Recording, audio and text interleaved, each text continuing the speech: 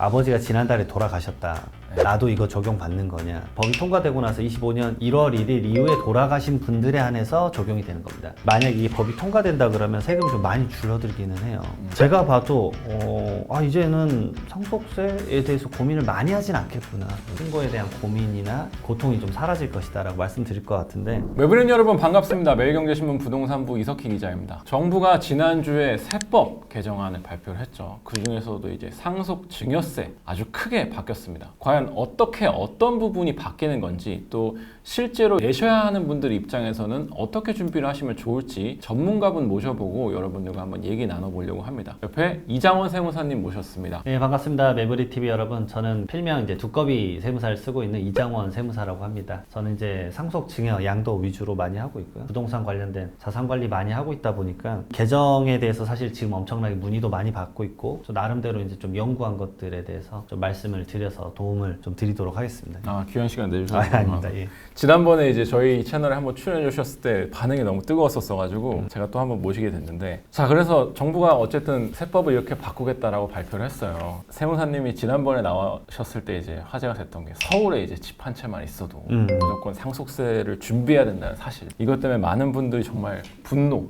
억울함을 표하고 계세요. 드디어 정부가 이 상속증여세, 말 많고 분노 많은 상속증여세 그렇죠. 바꾸겠다고 했습니다. 그래서 여기에 파격적인 내용도 담겼다고 하는데, 내 전 재산인 1주택 세금 얼마나 줄어들 수 있는 건가요? 우선은 그것부터 말씀드릴 건데, 줄어들 것인가부터 고민하셔야 돼요. 왜냐면 네. 사실 저에게 지금 문의가 제일 많이 오는 게 이제 일주일 정도도 안 됐잖아요. 아버지가 지난달에 돌아가셨다. 나도 이거 적용받는 거냐? 라고 많이들 물어보시는데, 이거는 법이 통과되고 나서 25년 1월 1일 이후에 돌아가신 분들에 한해서 적용이 되는 겁니다. 그래서 그거를 먼저 전제로 꼭 알고 계시고 보셔야 돼요. 만약 이게 법이 통과된다 그러면 세금이 좀 많이 줄어들기는 해요. 진짜 제가 봐도 이제는 상속세에 대해서 고민을 많이 하진 않겠구나. 그 정도군요. 보통의 세금이라고 많이들 말씀드렸었는데, 약간 이제는 좀 많은 인원들이 빠져나갈 것 같다. 신고에 대한 고민이나 고통이 좀 사라질 것이다 라고 말씀드릴 것 같은데, 우선은 이제 세제 개편이 상속세 및 증여세, 이쪽에서는 크게 두 가지가 됐는데, 첫 번째 거는 상속세랑 증여세 둘 다 적용이 되는 거예요. 이제 이거를 좀 헷갈려 하시는데, 증여는 살아생전에 주는 거고, 상속은 돌아가시면 내는 부분이기 때문에, 첫 번째에 개정된 건 이제 과표 조정이 됐습니다. 가장 낮은 구간이 1억 원이었어요. 1억 원에 대해서 10%의 세율, 가장 낮은 구간이었는데 이거를 2억 원으로 좀 범위를 렌즈를 넓혀줬습니다. 그래서 2억 원까지는 이제 10%이기 때문에 이 부분에 대해서 제가 봤을 때는 부담이 좀 많이 줄어들 것 같다. 증여를 하더라도 1억 원 넘어가면 20%였는데 이제 2억 원까지는 10%니까 한 1,000만 원 정도 오히려 좀 증여를 더 줄 수 있겠다. 그 첫 번째 개정안의 두 번째 사항은 이제 최고 세율 구간이 없어졌어요. 그러니까 30억 원 초과하면 세율이 50%, 말 그대로 반절이나 내야 된다 라고 해서 공포감이 있었거든요. 그러니까 이거는 사실은 이제 고액 자산가에게는 유리한 개정이라고 비춰집니다. 물론 이제 거기에는 중산층에 대한 뭐 세액 감면 뭐 이런 거, 과세 물가 상승의 반영 뭐 이런 게 적혀 있긴 하지만, 사실 이게 이제 10억 원 초과됐을 때 40%, 10%의 세율 구간이 좀 낮아진 점이 고액자산가 분들에게는 엄청나게 큰 조정이 아닐까.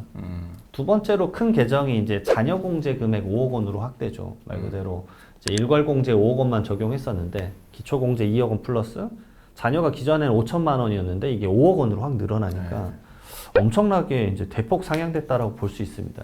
정말. 왜냐면은 자녀가 이제 한 두 분만 있으면은 기존에 5억이었는데 이제 이게 12억 원으로 크게 상승이 되는 거니까. 배우자분까지 만약에 살아계신다면 배우자분까지 그렇죠. 그러면 기본 17억 원까지는 공제가 되니까 네. 웬만한 분들은 이제 상속세에 대한 고민이 조금 거의 완화될 것으로 보입니다. 그렇군요.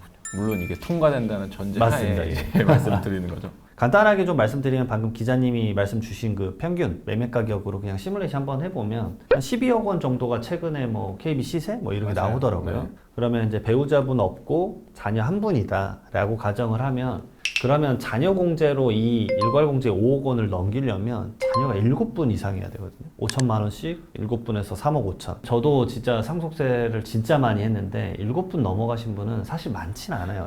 요즘 같은 출산율에 정말 많지 않습니다. 왜냐면 예전에도 막 다자녀 정말 자녀들 많이 낳으셨잖아요. 그래도 지금 7분 넘어가신 경우는 진짜 100건에 한 건 정도 있는 것 같아요. 있긴 있으시고 있긴 있어요. 근데 또 그 중에 또 자녀분이 먼저 돌아가시는 경우도 있어요, 진짜로. 그런 케이스도 있기 때문에 생각보다 많지 않은데, 이 상황에서 그러면은 일괄공제 5억 원일 때는 상속세가 이제 7억 원에 대해서 내니까 한 1억 5천만 원 정도? 그러니까 이게 약간은 제가 가장 보편적으로 만나는 상담 케이스였던 것 같아요. 그러니까 주택 하나에 이렇게 있어요. 그리고 현금 한 2, 3천만 원 있고 돌아가시거든요. 가끔 뭐 종신보험이나 뭐 연금이나 이런 게 좀 있는 거고, 주식 가끔. 근데 그 이제 주택가격 예전에는 5억이었는데 얘가 이제 15억이 되니까 비싸진 건데. 근데 이제 이게 공제가 이제 자녀 공제로 넘어가면은 사실은 이제 9천만 원으로 줄어들어요. 그러니까 한 6천만 원 정도 세금이 세이빙이 되죠. 왜냐면 이때는 5천만 원이었는데 이제 기초공제 2억 원에 자녀공제 5억 원이니까 7억 원은 늘어나거든요. 근데 만약에 자녀가 두 분이다 그러면은 세금이 0원이에요. 그렇죠. 12억이 되니까. 예, 12억이 되니까. 그러니까 예전에는 한 1억 5천을 걱정하시던 분이 이제 0원이 되니까 고민은 거의 이제 사라지는 상황이 될 수 있다. 그러니까 12억 원까지는 자녀가 두 분이면 거의 안 나온다라고 보시면 되고, 자녀 한 분이면 한 7억 원까지는 안 나온다라고 생각하시면 될 정도죠. 자, 그래서 저희가 이제 KB 시세 뭐 12억 말씀을 주셨는데, 같은 기준으로 이제 배우자분 안 계시고 자녀가 한 분만 계세요. 근데 이제 소위 이제 마포구, 성동구 요런데 이제 국민평형 가격은 한 18억 정도 네. 하잖아요. 이 정도의 주택은 세금이 어느 정도 나오게 되나요? 이 상태에서 이제 채무가 이제 없다라는 가정으로 계산하면, 사실 기존에는 이제 지금 세법으로는 일괄공제 5억 원이니까 그 13억 원에 대한 상속세는 한 3억 6천만 원 정도. 사실 부담이 커요. 사실 어마어마하네요. 예, 이 정도 엄청난 아파트죠. 엄청난 아파트의 자산 가치가 올라간 건데, 이 현금성 자산은 사실 상속이 일어나면 대부분 5천만 원이 안 넘어가세요. 그러면은 이제 취득세도 못 내요, 사실은. 예, 상속으로 인해서 사실 그 부동산을 받을 때도 취득세를 내야 되거든요. 네. 근데 그 취득세 부분도 부담이 돼서 못 내는 상황인데 3억 6천을 내라? 이 부담이 엄청나요, 사실은. 그래서 이제 아파트 팔고 원주민이 쫓겨나는 그런 상황이 펼쳐지는 거죠. 근데 자녀가 있으면은 이제 자녀가 몇 분이냐에 따라서 다르겠지만, 자녀 한 분만 있다라고 가정을 해보면 이제 어쨌든 기본적으로 공제가 2억 원이 더 늘어나죠. 기초공제 2억 원과 자녀공제 5억 원이니까 7억 원이 돼서 11억 원에 대한 상속세. 그래도 부담이 좀 크긴 한데 한 2억 8천만 원으로 한 8천만 원 정도 좀 줄어든다. 그래서 기재부에서도 이제 그 보도자료 때 그런 것도 냈었어요. 상속재산이 25억이면 배우자가 있다. 뭔가 좀 더 이제 위 자산을 갖고 계신 분들한테 좀 도움이 될 것 같아서 예시를 하나 더 준비를 했는데, 그러면은 내가 지금 1자녀 상황이고 배우자가 있다 그러면 현행 같은 경우에는 공제가 10억이죠. 왜냐면 일괄공제 5억 원에 배우자 공제 그냥 기초 5억 원만 했었을 때, 그러면 4억 4천 정도 됐었는데, 자녀가 한 분이면은 3억 5천만 원으로 한 9천만 원 줄어들고, 자녀가 두 분이다 그러면 1억 7천만 원으로 갑자기 확 줄어듭니다. 2억 7천만 원이 더 줄어들어요. 그리고 세 자녀다 그러면 상속세가 4천만 원밖에 안 나옵니다. 그러니까 기존에 비해서 세금이 4억 정도나 줄어드는 상황이 되는 거죠. 말 그대로 공제액수 차이가 엄청나게 여러분들의 이제 세금에 영향을 좀 미칠 수 있다. 그러니까 이자녀이신 분들이 엄청나게 혜택을 많이 받겠네요. 네, 이제 이자녀 이전부터는. 일괄공제와 비교했을 때 어마어마하게 이제 맞습니다. 많이 늘어나는 거니까. 네, 공제수가 5억 원이 확 늘어나니까. 그렇군요. 약간 이 부분 헷갈려 하시는데, 계산할 때 이제 세금은 용어가 헷갈리잖아요. 공제액수는 뭐냐면, 내가 예를 들어서 상속세 과세 표준이 100억이면 상속세가 한 46억 정도 나와요. 그러니까 100억이면 46억 정도가 나오는데, 이 세금을 직접 내는 46억에 5억을 깎아주는 게 아니라 이 100억을 깎아주는 겁니다. 네. 그러니까 100억을 5억 원을 깎아주니까, 내가 만약에 최고 세율 구간이 50% 구간이다 그러면은 50%를 고부하는 거잖아요. 5억 원 줄어든 것에 50%니까 2억 5천만 원이 줄어든다고 간단하게 셈법을 하실 수가 있습니다. 결국은 내가 지금 자산에 대한 세율 구간이 몇 프로냐, 그리고 5억 원이 늘어난다. 그럼 40% 구간이면 그냥 간단하게 2억 원이 세이빙이 되는구나. 이렇게 계산을 하시면 됩니다. 네. 그래서 말씀만 들어보면 자녀 뭐 한 분, 뭐 두 분 정도 계시는 분들은 공제액이 확 올라가요. 그러면 이제 세금을 안 내도 될 것 같아서 한 푼도 안 나오는 이제 상속세 신경을 꺼도 되는 건가요? 저는 이제 우선은 그렇진 않다. 왜냐면 간단한 건 좀 알아두셔야 되는데, 상속세의 원리를 이제 좀 간단히 말씀을 드려보면, 이걸 먼저 아셔야 돼. 그 10년간 증여했었던 게 상속대에 얹어서 계산이 돼요. 예를 들어서 이제 9년 전에 내가 이제 개정이 됐다고 가정을 해보겠습니다. 그러면 돌아가셨을 때 내가 그 돌아가신 분이 아버지라고 가정을 하면, 아버지가 그때 10억 원만 있었을 수도 있잖아요.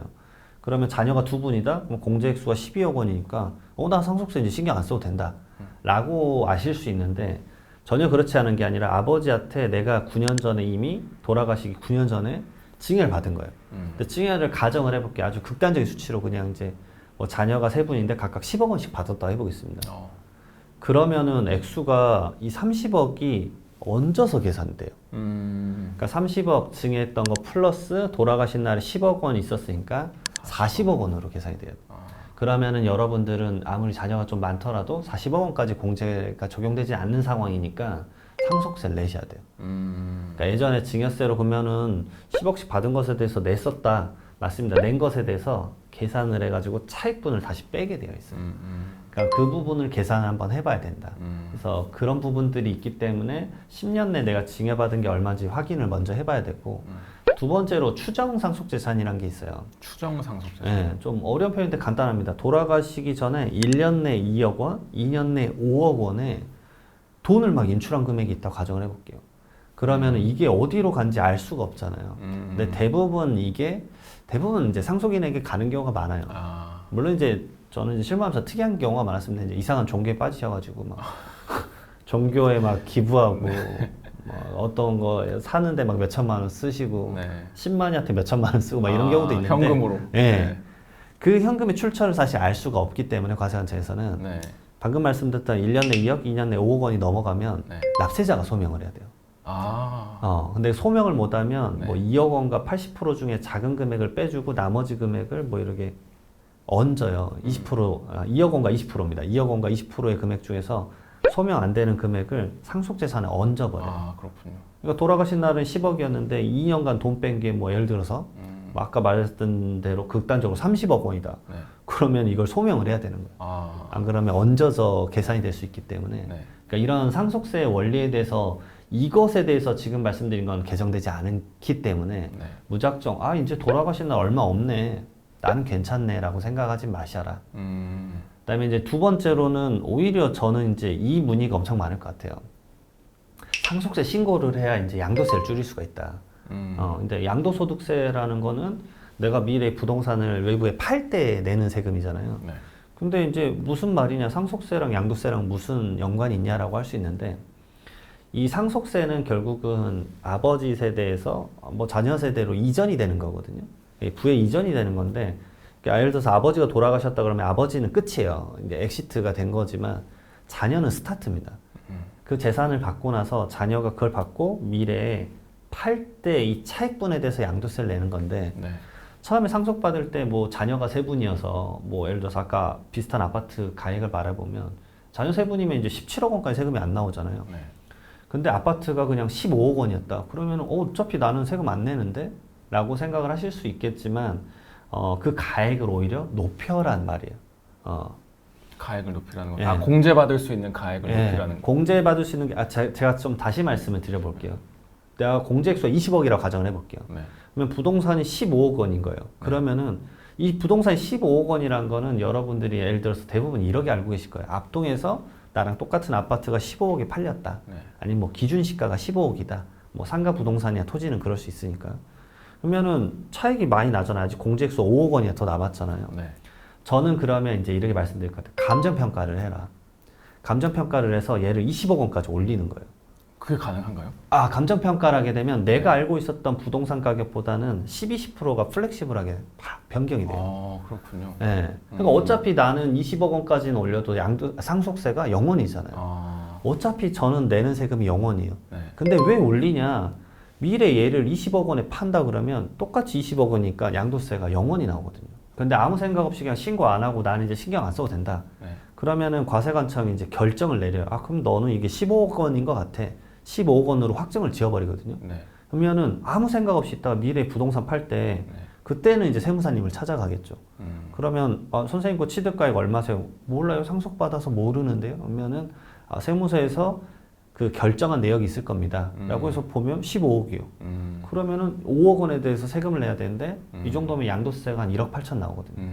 근데 그 당시에 조금만 지식이 있어서 상속세 신고를 할 때 감정평가 받고 올려서 상속세 신고를 했으면 미래에 본인의 양도세가 0원이 되는 거죠. 그러니까 이거를 줄이기 위해서 오히려 부동산 가치를 높여서 세금 신고를 해라. 근데 10억인 경우 간평한다고 해서 20억까지 가지는 못할 것 같고. 네, 맞습니다. 그러면 뭐 한 가령 20%까지 높여서 18억 정도 된다. 그러면 이제 만약에 그게 20억이 팔린다? 그러면 양도세의 그쯤 과표는 되면은 한 5,500 정도 나와요.